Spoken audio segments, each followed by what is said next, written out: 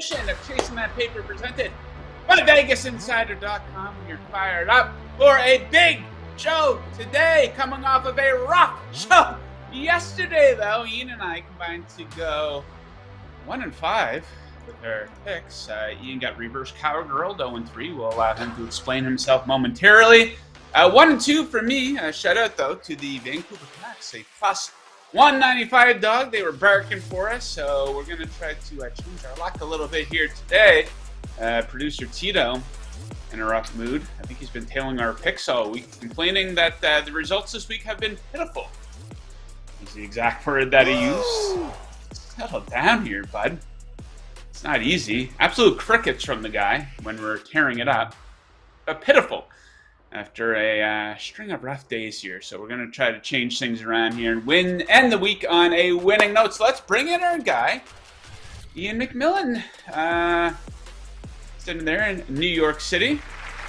Oh, Ian, what's going on here, man? 0-3 yesterday. What's the deal? Yes, so January I couldn't miss. I was the hottest sports bettor on planet Earth in January. A lot of it was luck. You have to have luck to be on a hot streak. I was for almost an entire month. But as I always say, it is kind of my mantra: gambler giveth, gambler taketh away. And now this month, gambler has taketh away. It's been rough. Been a rough start to this past month. I think I'm like 1-7-1 or something in my last 9 NHL picks. It's not good. But it's time to turn things around today. Yeah, it's time to right the ship here. So what's with the Eagles jersey? I know you're picking them to win the game and you went to the NFC Championship game, but you just dropped $100 on an Eagles jersey? Seems like a waste of money to me. Well, yeah, it probably was. Hey, I support all bird teams. And also, this is my guy, Devontae Smith. He's also on my Dynasty Fantasy team, so we can talk about that a little bit later in the show. We'll have a big fantasy football discussion, which I know you love, Joe. But yeah, I like to get a little keepsake whenever I go to a game. Maybe the jersey was a little bit more of an expensive one than what I had to get. Ian, speaking of keepsakes at games, I just revealed my jogging pants to the audience. Remember this? I do remember that. A $12 souvenir. Ian and I went to Mets Mariners there in May. An absolutely great experience. I believe it was $16 beer night at the stadium that night. All right, that is enough small talk. We got a lot to get into here. 9 total picks across the NBA, college basketball, and the NHL. Let's get right into the action. We're going to start things off down in South Beach, where the Miami Heat will be playing host to the Houston Rockets. They are the biggest dog of the night in the end. The Rockets coming in at plus 12. You cannot trust the Miami Heat to this many points. What is going on here?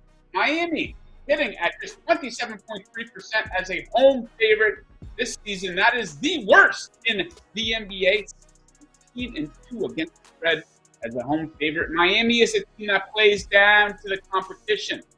This season, as a favorite of 5 or more points, Miami is a pitiful 4-13-1 against the spread.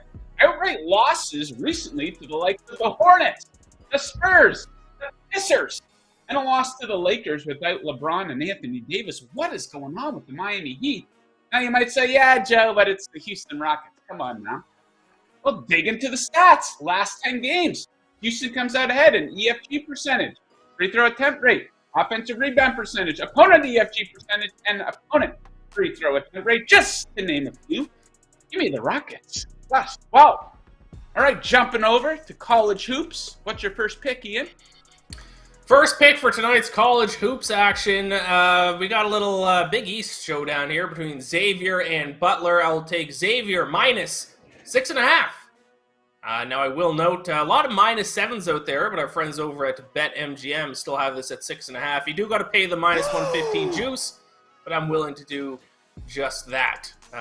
Big shooting advantage here for Xavier in this game. 7th in the country in effective field goal percentage. Butler all the way down to 191st, but where they have an even bigger advantage is rebounding. One of the best rebounding teams in the country against one of the worst. Xavier's 31st in rebounding percentage, grabbing 53.5% of boards. Butler, 328th in rebounding, grabbing only 46.3% of rebounds. This also should be a good stylistic matchup here for Xavier. They are 24th in the country in two-point shot rate, with 69.7% of their shots coming from two-point range. Now they take on a Butler team who not only ranks 216th in opponent two-point field goal percentage, but 59.8% of the points scored against Butler come from two-point range. That's 357th, aka 7th highest in the country in the sport of college basketball. I'll take Xavier minus 6.5. All right, right back to the NBA, where we go down to New Orleans. The Cleveland Cavaliers are in town. This is the bargain of the night in the National Basketball Association. Give me the Cavaliers to cover the minus 2-point spread. Check them out lately. They are on an ass-kicking tour, 5-1 in their last 6 games. The 5 wins have come by 28, 23, 19, 15, and 23. You dig into the stats. Cavs great on both ends, top 3 in EFG percentage, and opponent EFG percentage over the last 10 games, and a sloppy stretch for the Pelicans. Last 10 games, 22nd in turnover percentage, 25th in opponent free throw attempt rate. The Cavs forcing a lot of turnovers, 3rd in opponent turnover percentage. Give me the Cavaliers minus 2, bargain of the night in the NBA. Back to college hoops. What do you got, Ian? Little Mountain West action here. I'm going to take Fresno State as an underdog plus 9.5. So I was fading the Bulldogs in my last pick. This game, I will be betting on the Bulldogs. Give me Fresno State plus 9.5 against Nevada. I think the numbers are a little too close to justify a 9.5-point spread here. I will admit Nevada does have the advantage in most of them, but you look at EFG percentage, you got 156 Nevada ranks, so not really that good around middle of the country. Fresno State's 275th, 110th and 149th in opponent effective field goal percentage. It's also worth noting that Fresno State's road numbers are still pretty solid. Their EFG percentage drops only 0.6% on the road compared to at home. And Nevada could also run into some foul trouble. This is a bit of an interesting stat. They commit 18.6 fouls per game. That ranks 288th in the country. And if they send Fresno State to the free throw line, that could end up being an issue for them, because Fresno State ranks 50th in the country in free throw percentage, hitting their free throws at a rate of 75.1%. And also, Fresno State's kind of getting hot, at least as hot as a Fresno State team can get. Their effective field goal percentage goes up to 54.1% over their last 3 games. They're coming off 2 straight wins, including a big upset win over UNLV. I think they're trending in the right direction here. I think they're worth a shot here with a 9.5-point spread. Give me the Bulldogs to cover against Nevada. Yeah, let's make those Bulldogs bark. Okay, back to the NBA. We got a fun-looking game in Portland tonight. The OKC Thunder in town. I got 2 bets for this one. Let's start with the Thunder covering the first quarter spread, coming in at +1. So some trends with some stats to back them up. OKC red hot in this spot, 8-2 ATS in the first quarter over their last 10. Portland 2-8 ATS in their last 10 in the first quarter. Some significant first quarter stat advantages for the Thunder here. Portland dead last in first quarter point margin over the last 10 games at -6.3. Dead last in opponent EFG in that span. Just god-awful defense to start games for them. God-awful shooting too. 27th in EFG percentage. OKC, meanwhile, coming out very hot offensively. 3rd in first quarter EFG over the last 10 games, and 4th in first quarter points. So give me the Thunder to win the opening frame. And for my favorite prop of the night, we're going to stay in this game. You guys know that we are swingers around here. Chasing that paper, don't tell Ian's girlfriend, but we're going to take a big swing on Anthony Simons. Over 4.5 threes. That one is coming in at +240. So let's dig into this one. Check it out. OKC is getting lit by opposing guards. Last 10 games allowing the most threes to opposing guards in the NBA. And it's not like this is a rare feat for Simons. He's done it 16 times already this season. This man is a high-volume three-point shooter, God damn it! And he's torched them already this season. 9 threes in 2 games, 5 in one, 4 in the other. For what it's worth, about 5 minutes shy of his season average in that game where he only had 4. So I like Simons to go off from the land beyond the arc, 5 or more threes plus 240. All right, Ian, let's hit the ice. What's your first pick in the NHL? Yeah, like I mentioned in the top of the show, I've been just terrible in the NHL picks. My defense, I think I've had some bad luck. So let's turn some things around tonight. We're going to start with a total bet. I'm looking at the Seattle Kraken against the New York Rangers. I'll take the under 6 between these two teams tonight. Both have been playing pretty solid defensively as of late. They both ranked in the top 12 in expected goals against per game over their last 10 games. And also, it looks like Seattle will be starting Philip Grubauer.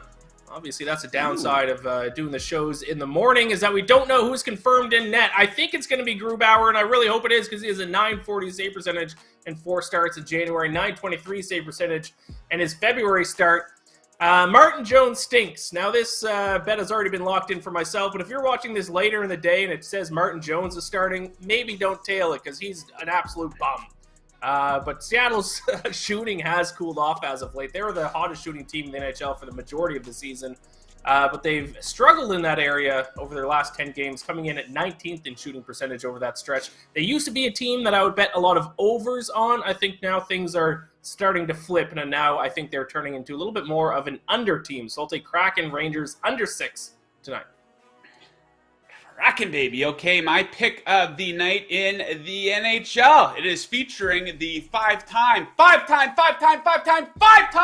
Cup champion, my Pittsburgh Penguins in Anaheim, to take on the Ducks. Total of this one is at 6.5. I absolutely love the over coming in at even money, and I got to pick on my Penguins a little bit here. No need to sugarcoat it. 2 dog shit defenses in this game. Last 10 games, second and third. Last in expected goals for, last and fourth to last in high danger chances allowed, and last and second to last in shots allowed. Each goalie should expect to get absolutely peppered tonight. John Gibson expected to be in between the pipes for the Ducks, and this guy is prone to meltdowns. He cannot be trusted. Ranks 49 in goals against average. 4 or more goals allowed on 6 occasions already in the new year. 5 or more goals allowed 10 separate times this season. Absolutely brutal, and I think the Penguins could light them up tonight because their offense is flying. Last 10 games, top 4 in the NHL in both shots and high danger chances, 8th in expected goals for. In that span, give me over 6.5 tonight in beautiful Anaheim, California. Ian, bring it home for us. Your final pick. What do you got? The game of the night. It's not even close. Everyone's going to be tuned in for this one. It's the Arizona Coyotes against the Chicago Blackhawks. I guess it's the race for Connor Bedard, I suppose. But someone does need to win this game. Ties no longer exist in the NHL. They haven't for quite some time. So I'm going to take the Blackhawks to win -105. Very, very slight home underdogs here. This Blackhawks team, you might be surprised if I know it, have been the hottest shooting team in the NHL over their last 10 games, scoring on 13.6% of their shots on goal. You cannot say the same thing for the Arizona Coyotes. We're averaging only 1.97 goals over the same span. That is the last place mark in the NHL in terms of goals for. And it's pretty straightforward here. These two teams are complete trash. I have a general rule when it comes to handicapping sports, especially hockey. If it's 2 garbage teams playing against each other and the home team is the underdog, just take the home underdog. It's really that easy. These two teams might be the 2 worst teams in the entire National Hockey League. So give me the Blackhawks. Very slight home underdogs, -105. Yeah, what a game.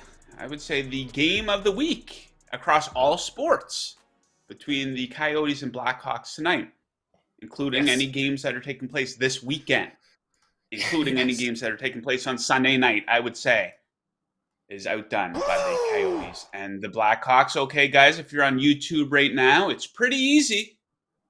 Does us a nice favor. Hit that like button right down there. Hit the subscribe button right down there. A lot of great content up on the VegasInsider YouTube channel right now. We probably got a dozen different videos covering everything that there is to cover for Super Bowl 57. So make sure you are subscribed to this channel. Check out some of our content if you're looking for a little bit of help with making your picks. And if you're looking to open up a new sports book. A lot of you probably are. Some of you might be placing a bet for the first time. I recommend opening up a book at BetMGM. Let me tell you a little bit about them. It's never been easier to bet with confidence. That's because the king of sports books is giving you a can't-miss first bet offer with up to $1,000 paid back in bonus bets. Sign up at BetMGM using the promo code VIBONUS and get a first bet offer up to $1,000 paid back in bonus bets if you don't win. That's a VI bonus, all one word, no spaces, for a first bet offer of a $1,000 paid back in bonus bets if you don't win. Just use the code VI bonus. Visit BetMGM.com for terms and conditions. You must be 21 years or older to wager. Offers for new customers only. BetMGM, the king of sportsbooks. All right. Indeed. Gotta hit that sound effect right after I say the king of sports books. Over the gap there, Tito. To pick on you. All right, so of course, a big game coming up here Sunday, Super Bowl 57. Ian and I did our big Super Bowl 57 betting extravaganza show last week. If you're tuning in, wondering who we picked last week, well, why don't we just tell you now? Let's do a little bit of a recap of our best bets for Super Bowl 57. I'll whip through mine here first. Getting cut off there at the bottom. So, my best bet for the game, guys. I absolutely love the over in this game. It's at 50.5. Took that last Friday. Both offenses extremely clutch in the red zone and on third down. A lot of big chunk plays, first and second passing plays with 20-plus yards this season. Hurts under 31.5 pass attempts. Pacheco, my favorite running back prop, over 49.5 rushing yards. Although I will say I don't like that as much anymore with Clyde Edwards-Helaire supposedly active in this one. Kelsey, I've been playing this one a lot, over 79.5 receiving yards. Boston Scott, anytime touchdown. He's getting a lot of touches inside the 5. I think it's 3 straight games now where he's had a rush attempt inside the 5. We know the Kansas City Chiefs defense struggles in the red zone. And my long shot MVP, I like Isaiah Pacheco, 50-1. Am I predicting that he wins it? No. But could he? Yes. He could have his fingerprints all over the ball. He's the team's leading rusher here in the playoffs so far, third in receiving yards, and he's going to be returning kicks for them as well. If he runs one back, I like his chances here, 50-1. It's a lot to ask, but worth a little sprinkle, in my opinion. Now, Ian, just quickly whip through your best bet recap as well, please. Yeah, of course, I'm on the Fly Eagles Fly, -1.5. My favorite player prop of the entire game is also Mahomes under his pass yards. Now, good news for anyone who hasn't bet it yet is that number is all the way up to 294.5, 295.5 at some places. So I got a bad number on it, unfortunately. You can get a much better number if you bet it between now and when the game starts. I also like Kenneth Gainwell over 16.5 rush yards. That's gone the opposite way. It's up to 19.5 now. Still like the over 160 yards over his last 2 playoff games. Devontae Smith, even though I'm wearing his jersey, I like the under 5.5 receptions for him.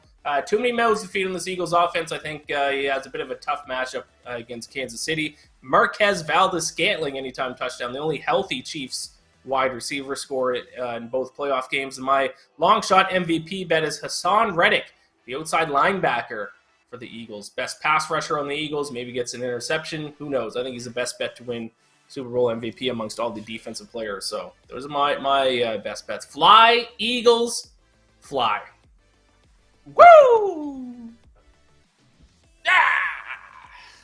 I am foggy today, man. I've been sleeping horribly the past 2 nights. I don't know what it is. It probably has to do with staying up late and watching the first quarter of the Lakers-Bucks last night.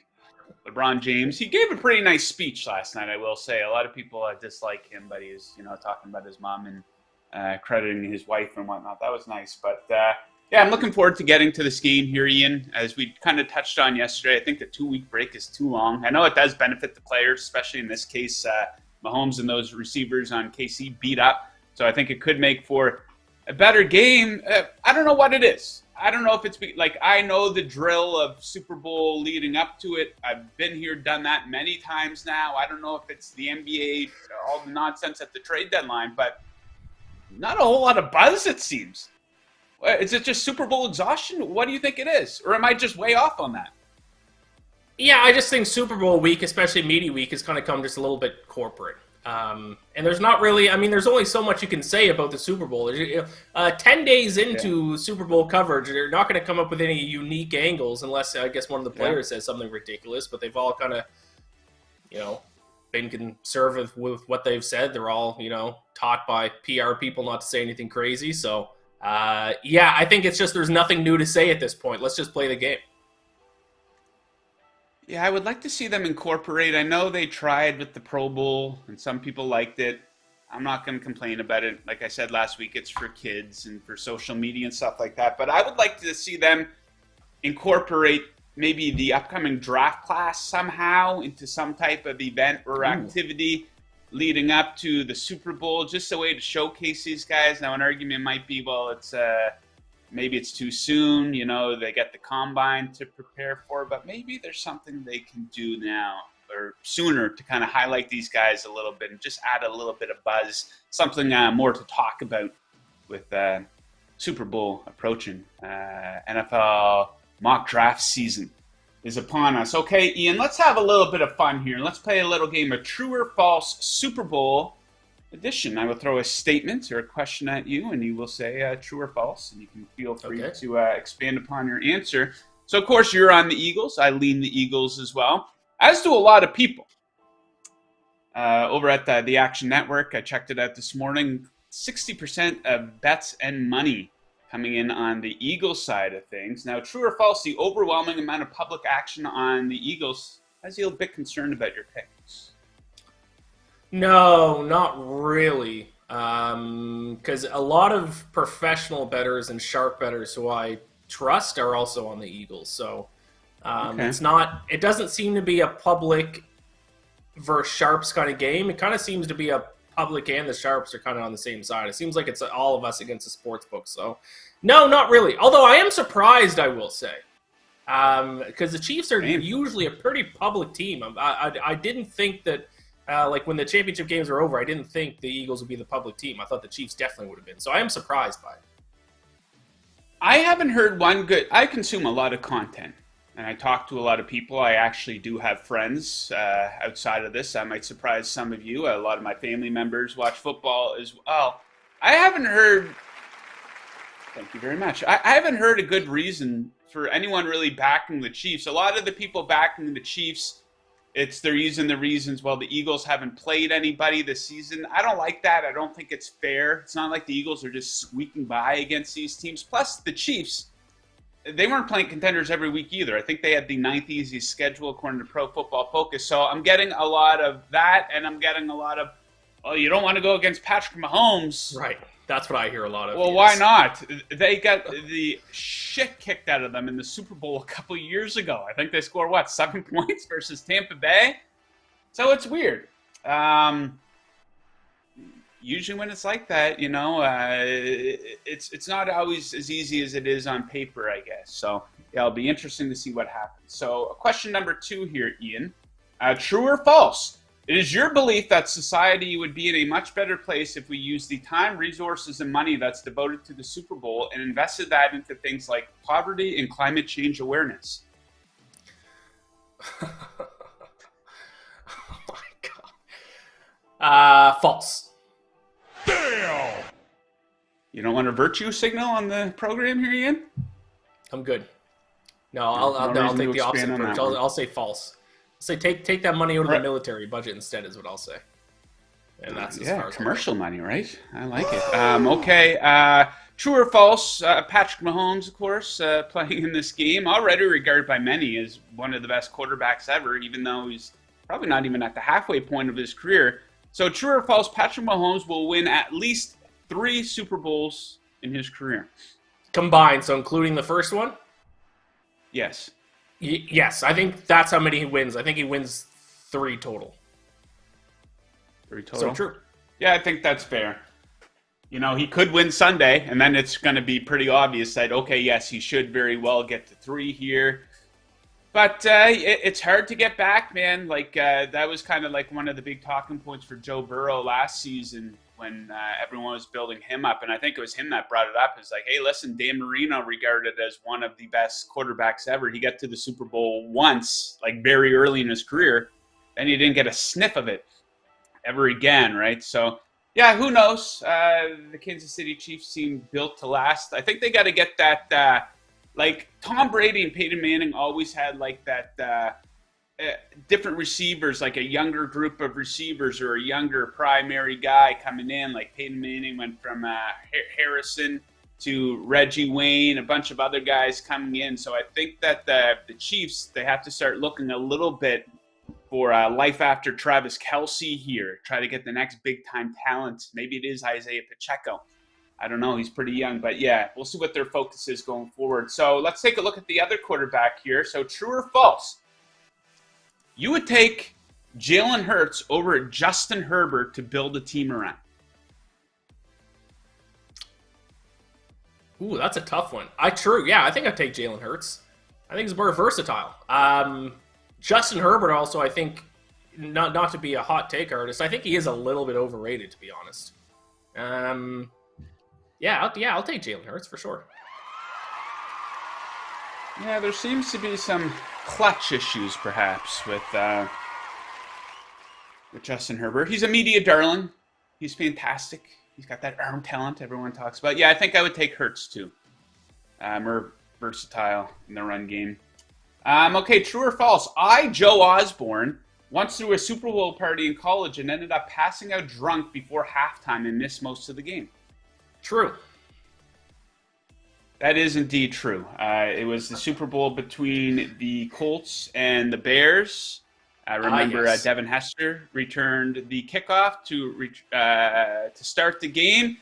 And this was like weeks of planning went into this. It was a bunch of guys coming over. I don't like Super Bowl parties now. We've touched on that quite a bit. But we had a bunch of food. And one of these things, you know, when you're younger, you're in your early 20s or whatever, we start drinking at probably noon.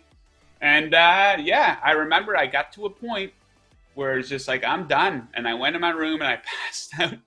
And I woke up the next morning and I checked the score on the internet the next day. So not my proudest moment, but I learned from it. Two more to go here really quickly. Ian, true or false? Maybe this is a bit of a hot take on my behalf, but we'll see what you think. I think this flies under the radar. True or false? Andy Reid gets a pass for losing a lot of big games. He lost a lot of big games as coach of the Philadelphia Eagles. Any Eagles coach or fan will tell you that. And, you know, he had that one Super Bowl run with the Chiefs, but I think he gets a bit of a pass. What do you think? I feel like that was a narrative surrounding Andy Reid before he won the Super Bowl. But once you win a Super Bowl, you get like 5 years of grace before that's going to come back up again. So sure, I think that was a narrative, but I think winning the Super Bowl, deservedly so, quiets that narrative for a little bit. Now, if he loses this Super Bowl and then let's say they make it to the AFC Championship or Super Bowl again next year and then lose again, then that narrative, you're going to see that narrative creep back a little bit. But right now, I don't think he's won a Super Bowl too recent to have that narrative going, I think.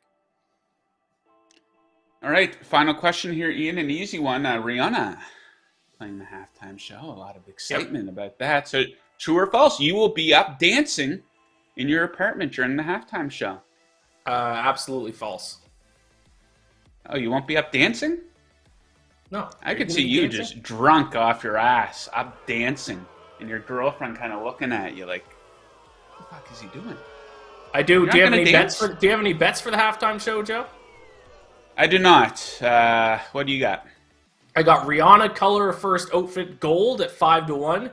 Rihanna first song Lift Me Up at 5-1, and Jay-Z to appear on stage at 2-1, and under 9.5 Rihanna songs at -105. So no, I will not be dancing because I'll be too locked in on seeing if my bets are going to cash. Yeah, I got to look into that. I loved the halftime show last year. Snoop Dogg. That was a great one. Dr. Dre. I think that was my favorite one of all time. Yeah, the 50 Cent part was weird. It was cool because they didn't announce he was going to be performing with them, but he showed up and it was like he looked a lot different. I'll leave it at that. Okay, guys, let me tell you a little bit about the VegasInsider app. It gives you all the major sports betting odds at your fingertips, along with picks and expert breakdowns. You can shop for the best odds, find props, futures, and plenty more with the app.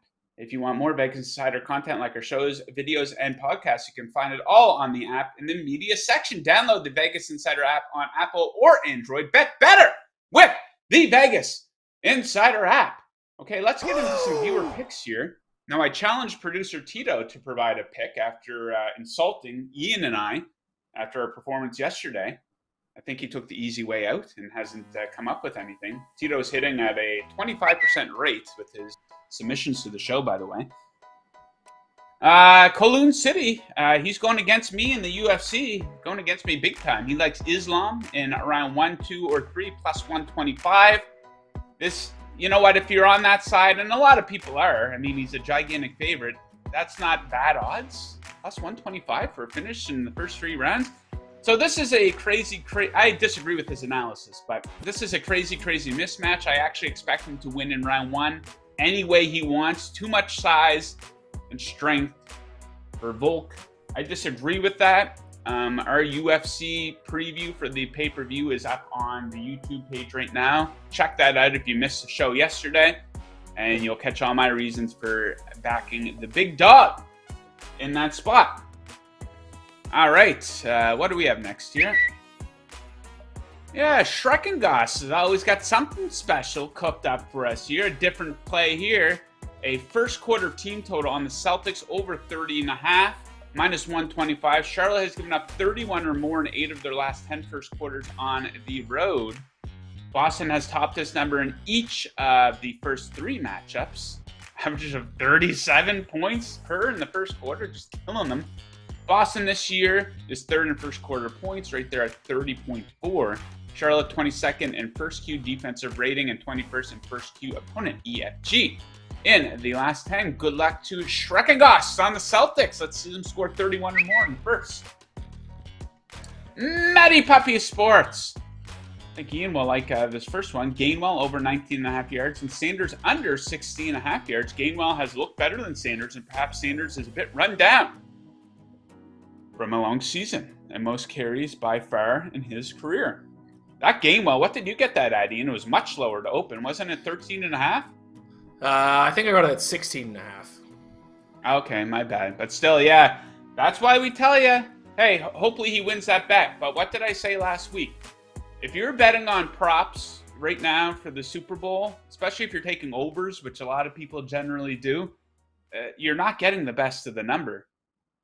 In some cases, maybe you are, but I would say, yeah, definitely the case if it's overs. Unders, generally, it's better idea to wait.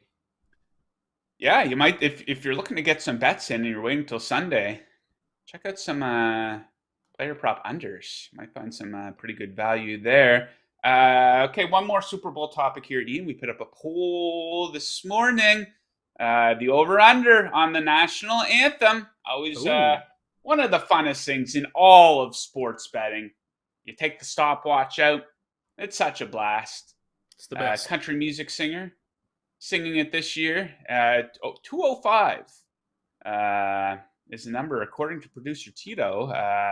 52.9% people on the over. I'd probably go on the under. Did you get a bet in on the anthem, Ian? I did. I took the under. Who's the guy singing it? Chris Stapleton.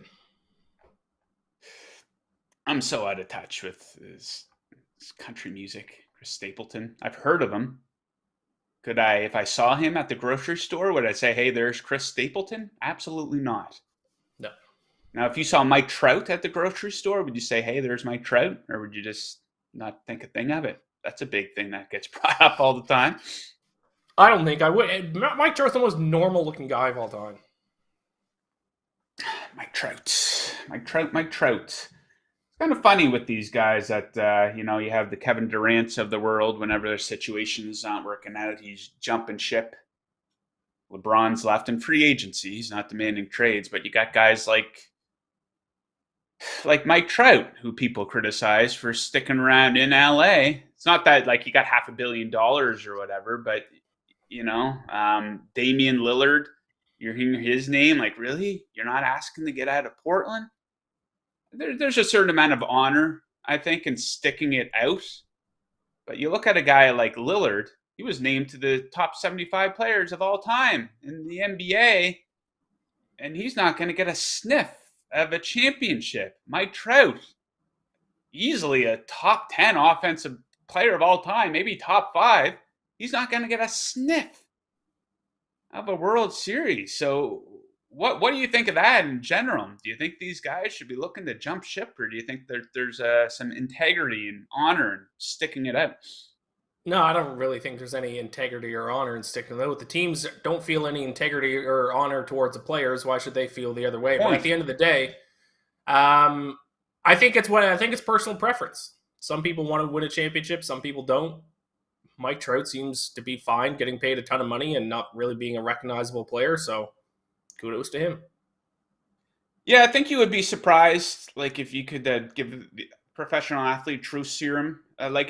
Whenever they're interviewed, they're going to say number one goal is to win the World Series or the NBA Finals, and personal achievements come after that. I think a large percentage of players would probably be like, you know what? I am like rich, generational wealth in my family. There's not a whole lot of pressure. Like a guy like Mike Trout, if he's on the Yankees, he's out there playing for the Anaheim Angels. Nobody gives a shit.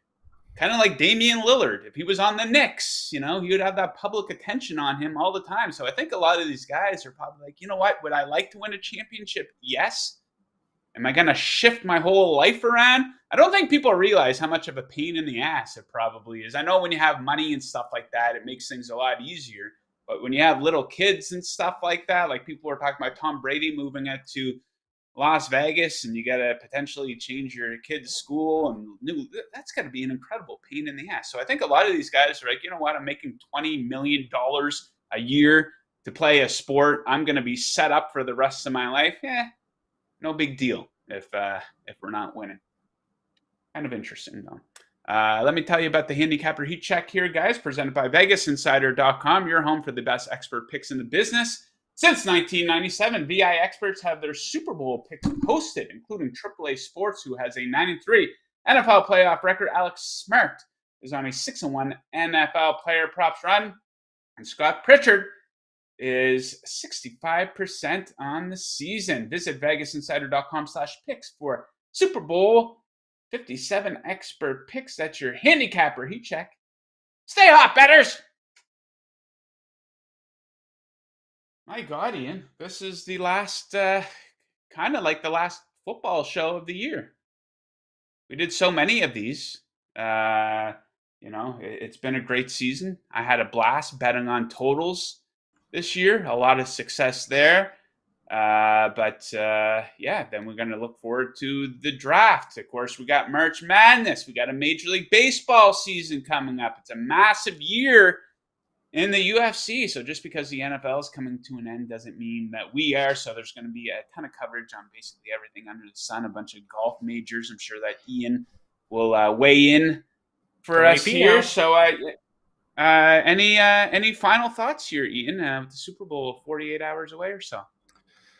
No final thoughts. No, I'm ready, man. It's been a long season. Let's go. Fly, Eagles, fly. And then next week, I'll be on the show Monday, and then I'll be taking a week off, and I might even delete Twitter for a week, and I might not place bets, might place bets. We'll see, but I'm excited to not do anything next week.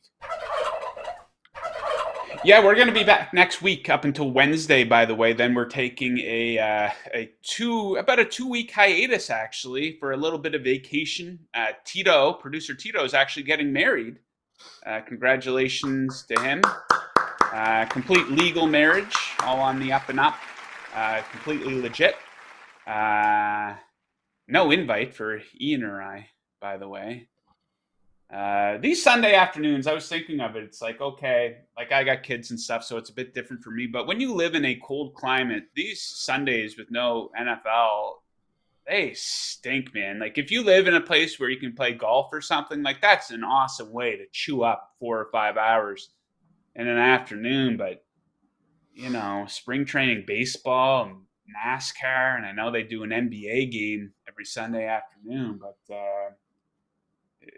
we got to just get through to March Madness here, I think, which isn't that long, really, but Nope. it's kind of sad, over a month. sentimental.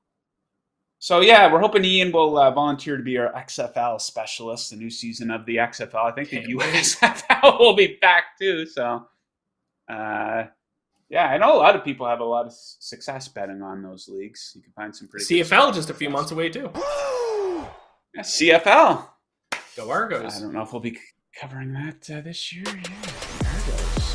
Oh.